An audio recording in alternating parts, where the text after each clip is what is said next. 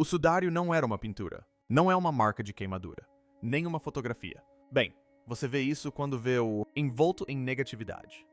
Tipo, Jamie, chega mais perto. Uma imagem disso. É muito estranho. Tipo, mostra as marcas de chicotadas em seu corpo. Mostra suas feições. Mostra o pubu em buracos onde fica o pulso dele, onde ele foi crucificado. E se o mais, relíquia controversa na história da humanidade. Apenas sussurrou seu segredo, não pela fé, não pela lenda, mas através do DNA escondido nas profundezas de sua fibras. Durante séculos, o sudário de Turim estava no centro de um mistério global. Uma frágil tira de linho antigo, carregando a imagem tênue e assombrosa de um homem que parece ter sofrido uma crucificação brutal, sem pinceladas, sem pigmentos, sem explicação. Uma impressão tão precisa, tão anti-natural, que até mesmo a tecnologia moderna tem dificuldades em recriá-lo. Cientistas já o estudaram. Historiadores já debateram isso. Os céticos tentaram desmascarar isso. No entanto, cada teste, cada exame, a análise microscópica parece levantar mais perguntas do que respostas. Durante anos, muitos acreditaram que o caso era fechado, descartado como medieval, fabricação. Mas então, algo mudou. Enterrado entre os fios, pesquisadores descobriram vestígios de DNA. Não aleatório, não sem sentido, mas complexo. Material genético rastreável de múltiplas regiões ao redor do mundo. Cronogramas que não combinam. Padrões que não deveriam combinar. Existem evidências que sugerem que este tecido possui uma história muito mais complicada e muito mais perturbador do que qualquer um imaginava. E de repente, isto deixa de ser apenas sobre não há mais crença. Trata-se do que a ciência descobriu. E por que se recusa a que é? Faz sentido. Antes de revelarmos o que vem a seguir, clique, curta e inscreva-se, porque algumas verdades nunca deveriam ter sido reveladas. Para os céticos, no entanto, o sudário conta uma história muito diferente. Eles consideram isso o mais sofisticado e uma falsificação medieval convincente de todos os tempos. Criado. Alguns afirmam que Leonardo da Vinci pode ter conseguido. Outros argumentam que foi obra de um mestre desconhecido, deliberadamente criado para enganar peregrinos que anseiam por milagres. Há mais de 600 anos que este debate se desenrola. Enfureceu-se. Fé de um lado, razão do outro. E nenhum dos dois jamais recuou. Mas no século XXI, a era da filosofia pura e a especulação chegou ao fim. Ciência entrou em cena, fria, precisa e intransigente. Genética, física de altas energias, espectroscopia, ciência forense. Tecnologia criada. Tornar possível o que antes era inimaginável. Os pesquisadores deixaram de ver o sudário como um ícone sagrado. Eles o examinaram como um cena do crime, como prova em um caso não resolvido. Como um disco rígido biológico, gravando silenciosamente 2000 anos de história. Eles extraíram e sequenciaram o DNA, incorporado nas fibras. Eles examinaram cada fio individualmente com raios X. Eles decompuseram as manchas de sangue em moléculas, átomos e elementos. Assinaturas. Eles esperavam respostas simples. Vestígios de um único indivíduo, ou talvez remanescentes. Pigmento deixado por um artista medieval. Mas o que eles descobriram estava longe de ser simples. Os analistas genéticos da Universidade de Pádua e os físicos que trabalham em os laboratórios selados da INEA descobriram resultados que deixaram até mesmo os cientistas mais experientes ficaram abalados. Os dados não apenas questionavam o que já existia. Teorias. Isso as destruiu completamente. Tanto as explicações céticas quanto interpretações religiosas tradicionais. Desabou sob o peso dos resultados. O sudário não era mais apenas tecido, transformou-se num mapa. Um mapa que traçava uma jornada, que começou há 2000 anos. Um relato de sofrimento tão preciso que não pode ser reproduzido. E evidências de uma explosão intensa de energia, cuja natureza é física moderna. Ainda não consigo explicar. Isto marca o início do mais. Extensa investigação forense empreendido. Seguiremos as trilhas. Invisível ao olho humano. Microscópico. Grãos de pólen. Resíduos moleculares. Impressões digitais biológicas. E passo a passo, descobriremos de quem é verdadeiramente o sangue encharcou esses fios. E por que parece gritar de tortura, não falado em palavras, mas na língua de bioquímica? Analisaremos a física por trás a própria imagem. Uma imagem que funciona como um negativo fotográfico, um holograma e uma radiografia de uma só vez. Nós também responder a uma pergunta que deixou Mundo Científico.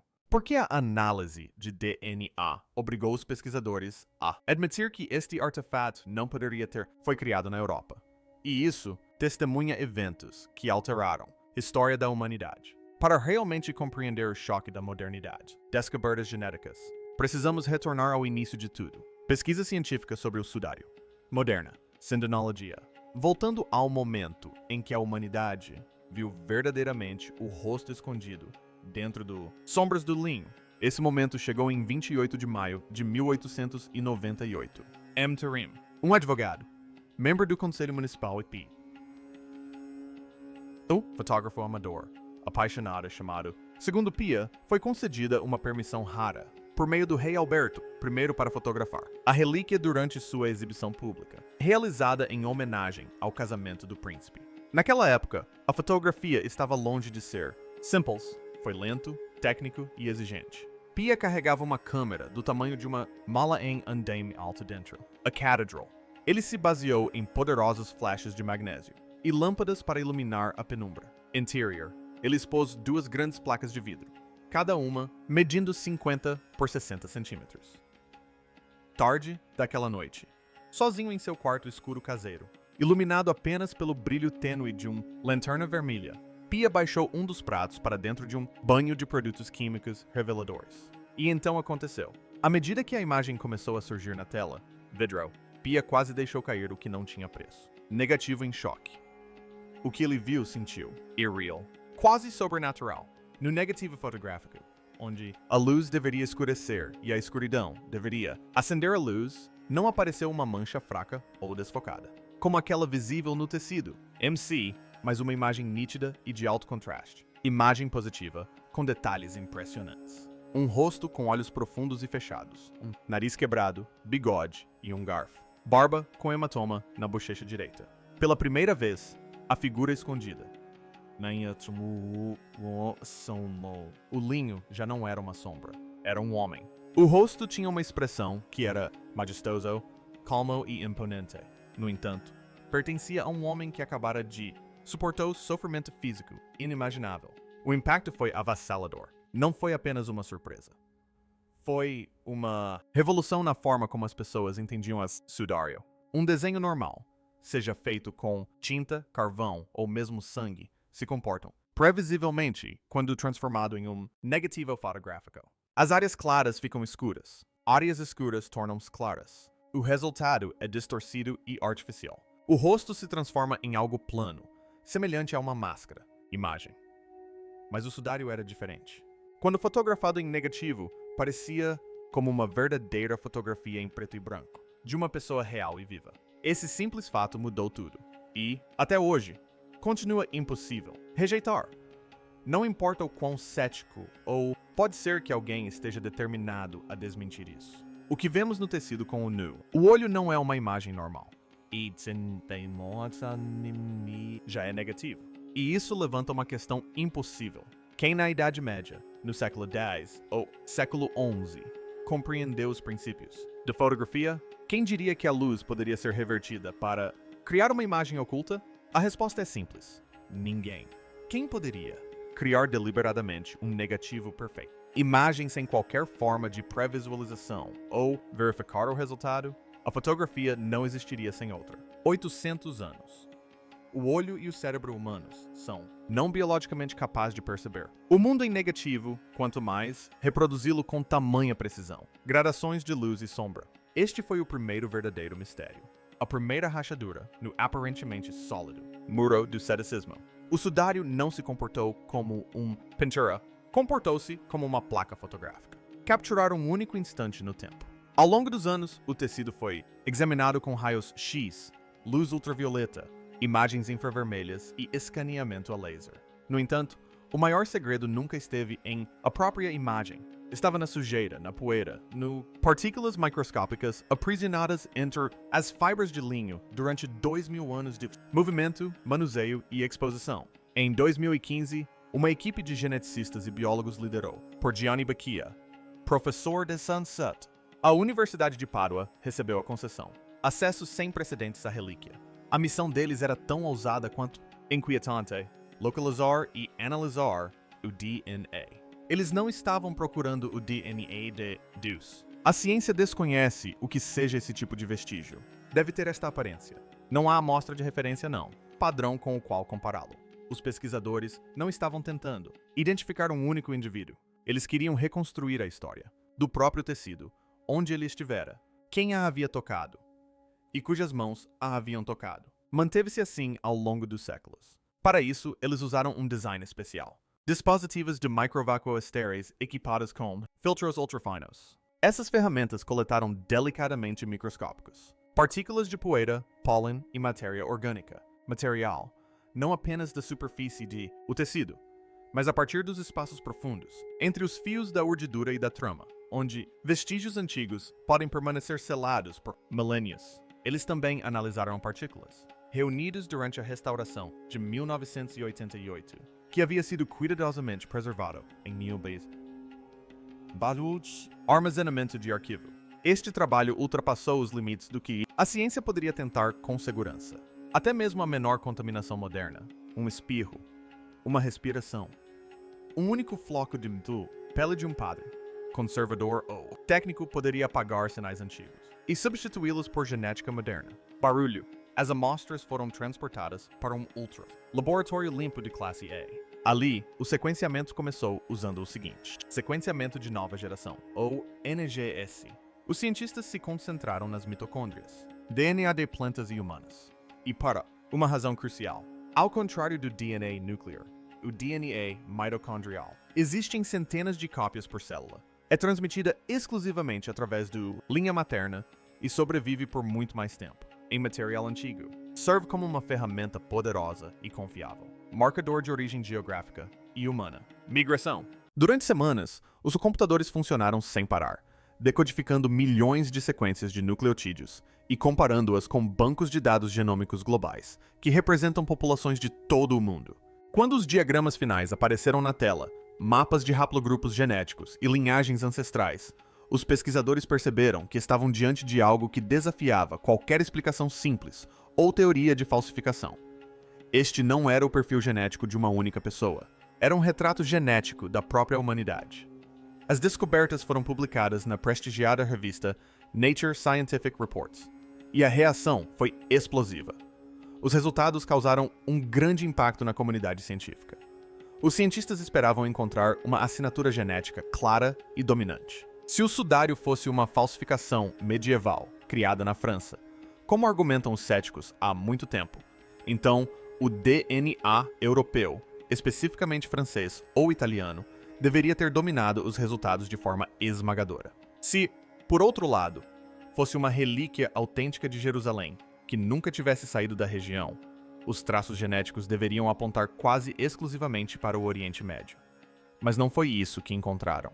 O que surgiu, em vez disso, foi o caos, o mundo inteiro escrito em um único pedaço de tecido. O sudário revelou impressões digitais genéticas de pessoas de vastas regiões da Eurásia e da África. Vamos examinar o que foi encontrado. Primeiro, o Oriente Médio. Os cientistas identificaram haplogrupos comumente associados aos drusos, uma comunidade etno-religiosa, unida e historicamente isolada, que vive nas regiões montanhosas de Israel, Jordânia, Líbano e Síria. O DNA druso é considerado extremamente antigo e notavelmente estável, tendo sofrido poucas alterações ao longo de milhares de anos, devido a séculos de isolamento. Isso o torna um poderoso marcador de origem geográfica e fornece fortes evidências de uma conexão com o Oriente Médio. Em segundo lugar, a Europa Ocidental. Os haplogrupos U5B e H1AH3 apareceram exatamente como esperado.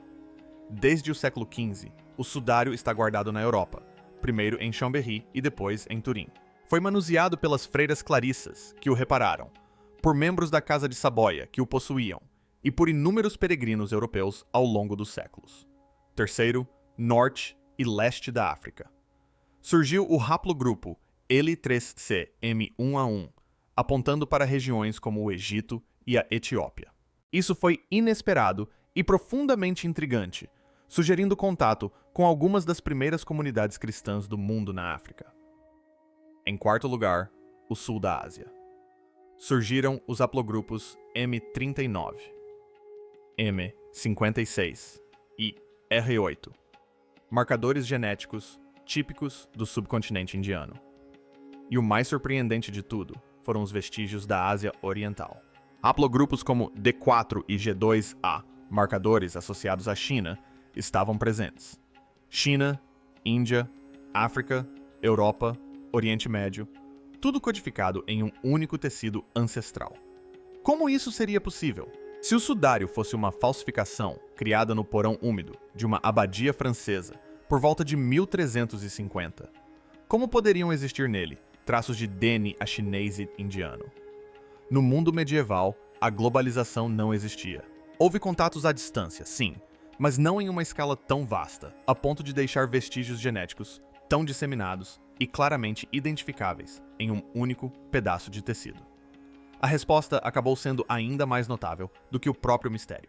O sudário não é apenas um pano funerário. É um viajante. Quando os cientistas em Pádua mapearam os dados genéticos, fizeram uma descoberta impressionante. A distribuição genética alinhou-se quase perfeitamente, e com precisão geográfica, com uma antiga rota histórica que muitos estudiosos há muito descartavam como lenda. A jornada da imagem feita pelo homem conhecida como Mendelian. De acordo com fontes bizantinas, sírias e árabes antigas, o sudário era dobrado em 4 partes, de modo que apenas o rosto ficasse visível. Exposta em uma moldura especial, essa relíquia dobrada, chamada Tetradiplon, não permaneceu na Europa. Ela viajou por todo o mundo antigo. A jornada começou em Jerusalém, o lugar da morte e da ressurreição. De lá, seguiu para Edessa, no século II. O sudário permaneceu ali por séculos, escondido dentro das muralhas da cidade, antes de ser redescoberto. Edessa ficava em uma encruzilhada vital do mundo antigo, a Grande Rota da Seda.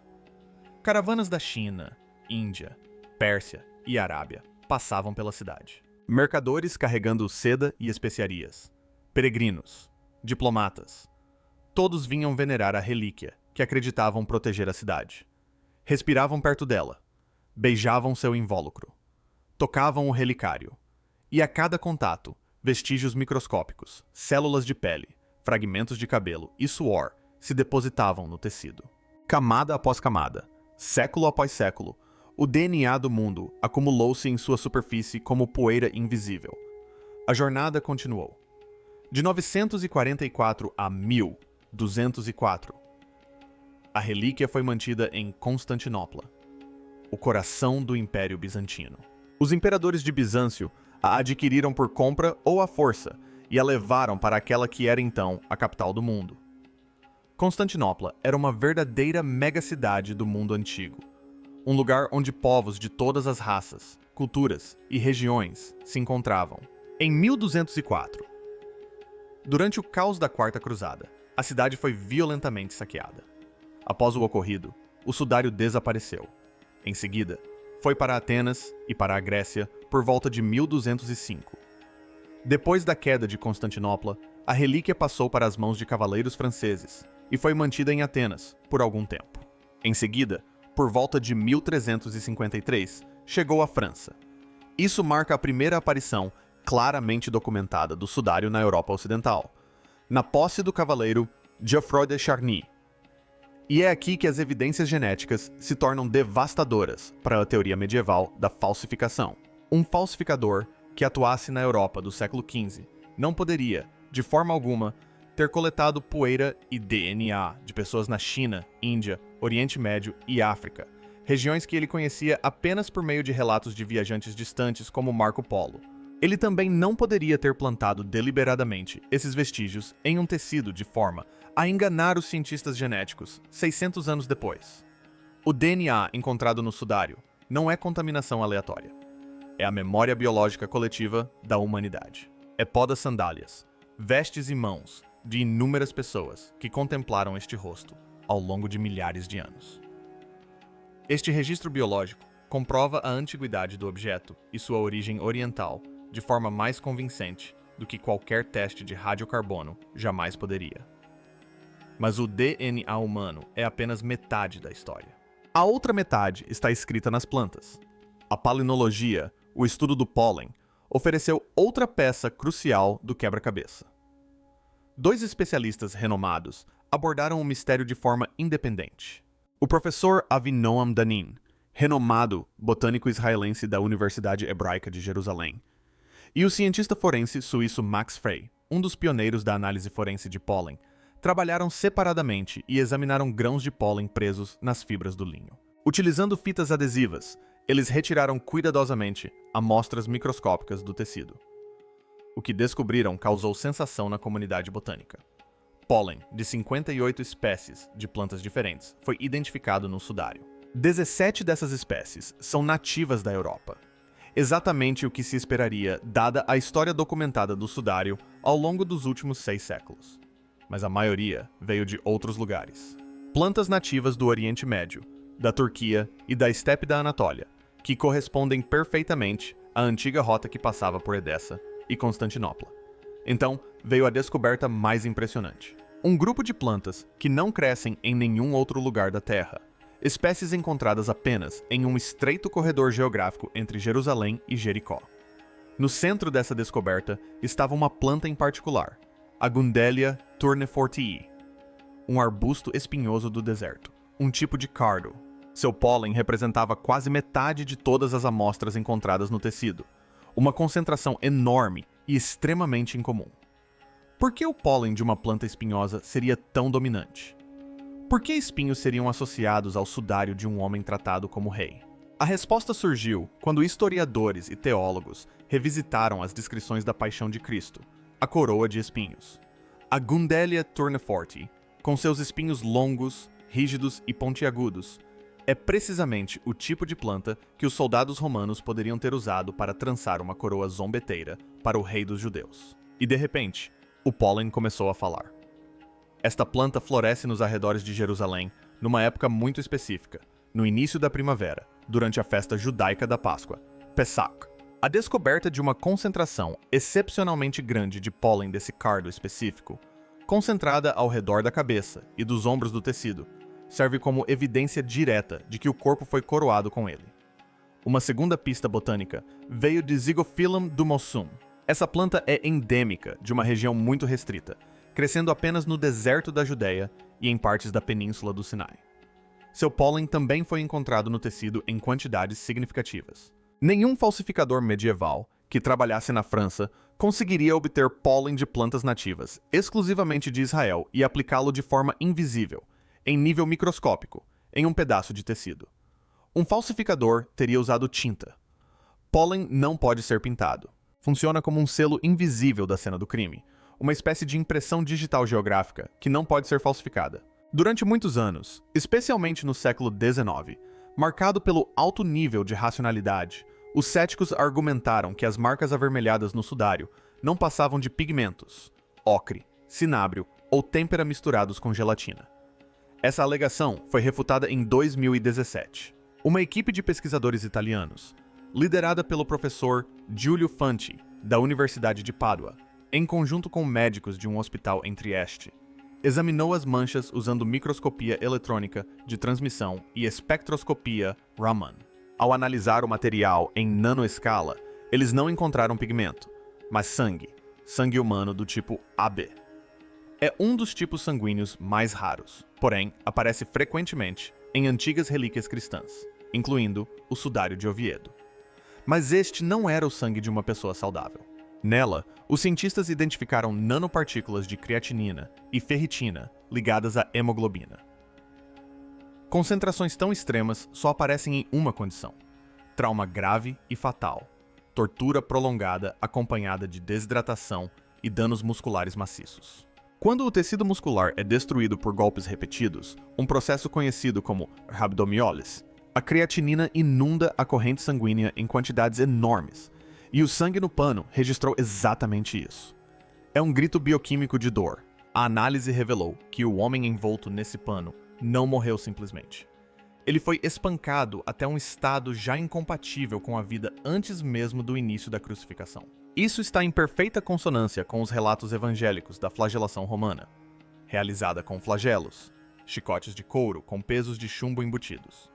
O corpo apresenta evidências de mais de 100 golpes.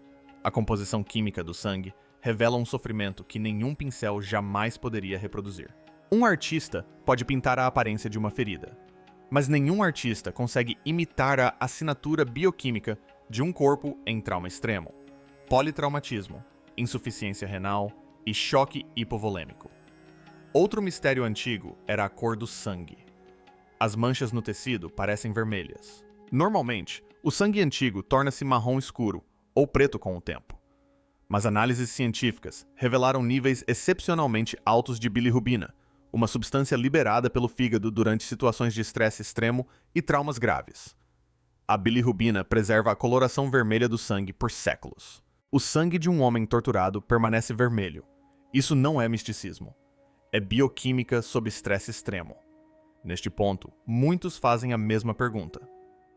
E a famosa datação por radiocarbono? Em 1988, os testes de radiocarbono pareciam ter resolvido o debate de uma vez por todas. 3 dos principais laboratórios do mundo, Oxford, Zurique e Arizona, anunciaram seus resultados com 95% de confiança.